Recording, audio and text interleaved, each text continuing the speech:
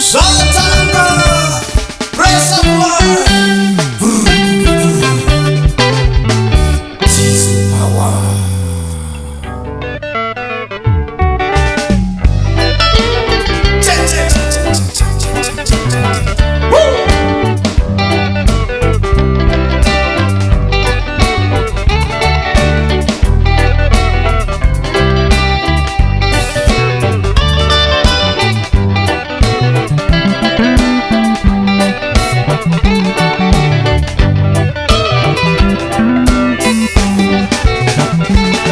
Ndakatanga kumuona mana yakarova ndakabva ndamuziva kuti ndiye vanhu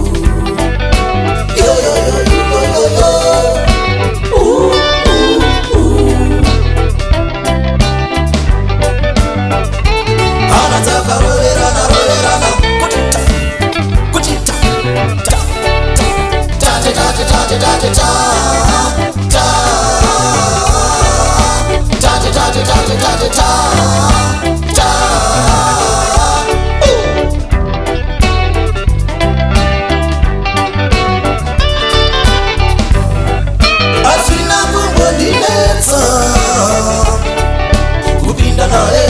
kupinda naye murudo it was love at first sight.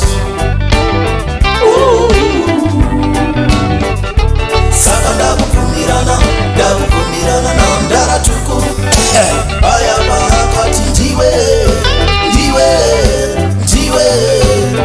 sori yangu ndiwe mapi yangu ndiwe munumuri wangu ndiwe uchava mai vevana vangu.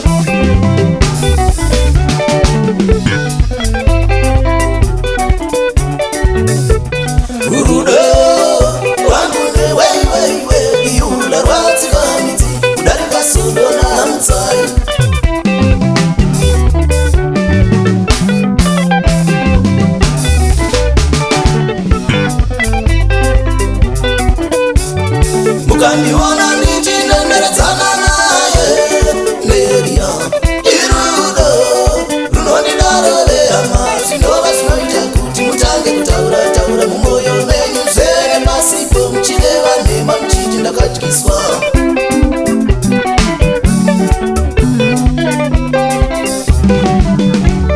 mukandiona ndichinenderedzana naye Neria irudo runondidarovehama zvinova zvinoita kuti mutange kutaura taura mumwoyo menyu zere pasipo muchireva nhema muchiti ndakatyiswa